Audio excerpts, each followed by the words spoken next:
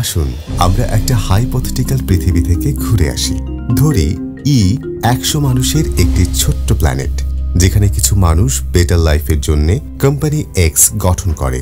একটা প্ল্যানেটে একটাই কোম্পানি। প্রাথমিকভাবে যখন এই কোম্পানি গঠন করা হয় তখন কি হয়? 100 মানুষ খুশি, কারণ তারা কোয়ালিটি প্রোডাক্ট পাচ্ছে। তাদের মধ্যে অনেকে জব পেয়েছে এবং কোম্পানিটি যারা গঠন করেছেন তারাও খুশি, কারণ তারা প্রফিট গেইন করছে। একটি কোম্পানি গঠনের সময় কখনোই পরিবেশ বা সামাজিক দায়বদ্ধতার কোনো কিছুই ভাবার প্রয়োজনীয়তা পড়ে না বা সুযোগ হয় না। সুতরাং সময়ের সাথে সাথে প্ল্যানেট ই এর নির্দিষ্ট যে সম্পদ ছিল তা শেষ হতে থাকে, পরিবেশ দূষিত হতে থাকে, কর্মীদের জীবনমান ক্ষতিগ্রস্ত হয়, তাদের প্রোডাক্টিভিটি কমে যায়। আশেপাশের মানুষজনের কোনো প্রয়োজনেই যেহেতু কোম্পানিকে পাওয়া যায় না, তাই সেই প্ল্যানেটের মানুষজন থেকেও কোম্পানিটি বিচ্ছিন্ন হয়, কোয়ালিটি ফল করে, কাস্টমার মুখ ফিরিয়ে নেয়, সেলস কমে যায়, কর্মী ছাঁটাই হয়। শেষ পর্যন্ত কিছুদিনের মাঝে কোম্পানি এক্স বন্ধ হয়ে যায় এবং প্ল্যানেট ইও সমস্যায় পরিণত হয়। এখন আসুন আমরা এই প্ল্যানেট ই থেকে বাস্তব পৃথিবী, আমাদের পৃথিবীতে ফিরে আসি। আমাদের আজকের পৃথিবী। আমাদের পৃথিবী যুদ্ধ করছে হাজারো সমস্যা নিয়ে। দারিদ্র্য, জলবায়ু পরিবর্তন, দূষণ, অপর্যাপ্ত স্বাস্থ্যসেবা এবং গুণগত শিক্ষা সমস্যা সহ অসংখ্য চ্যালেঞ্জ। ধীরে ধীরে আমরা নিজেরাই যেন নিজেদের পৃথিবীকে বসবাসের অনুপযোগী করে ফেলছি।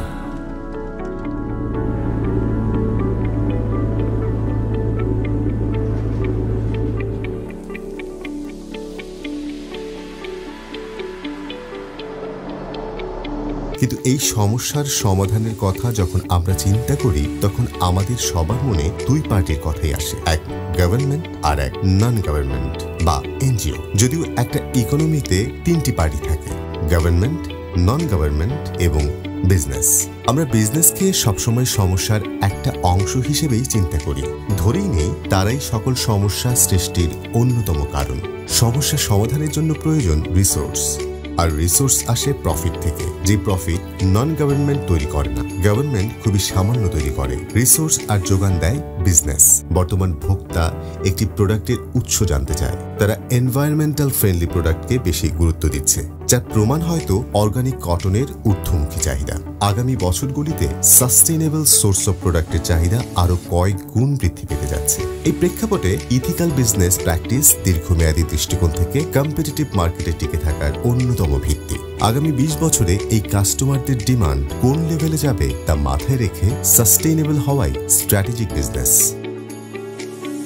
CSR একটি ডায়নামিক আইডিয়া, আর তাই বিজনেস ইকোসিস্টেমকে সাস্টেনেবল করতে এবং সুন্দর একটি পৃথিবীর ভবিষ্যতের জন্য আমাদের CSR এর ফিলোসফিকে ধারণ করা প্রয়োজন। একটি বিজনেস কখনোই 100 অথবা 200 কিংবা 300 বছর সাস্টেনেবল হবে না যদি না তা মানুষ, পরিবেশ, সমাজ, দেশ তথা পৃথিবীর কথা চিন্তা না করে। কারণ বিজনেস করতে হলে মানুষকে লাগবে, পরিচালনা করতে হবে এই সমাজ নিয়ে, রিসোর্স ব্যবহার করতে হবে এই দেশের, আর কাস্টমার পুরো বিশ্ব। আমরা হাইপোথেটিক্যাল প্ল্যানেট ই থেকে যে কোনো সময় বের হয়ে আসতে পারি, কিন্তু আমাদের এই বাস্তব পৃথিবী থেকে বের হয়ে অন্য কোনো প্ল্যানেটে যাবার কোনো অপশন আমাদের নেই, আর তাই সাস্টেইনেবিলিটিটা জরুরি। সাস্টেইনেবিলিটি ইজ দ্য কি।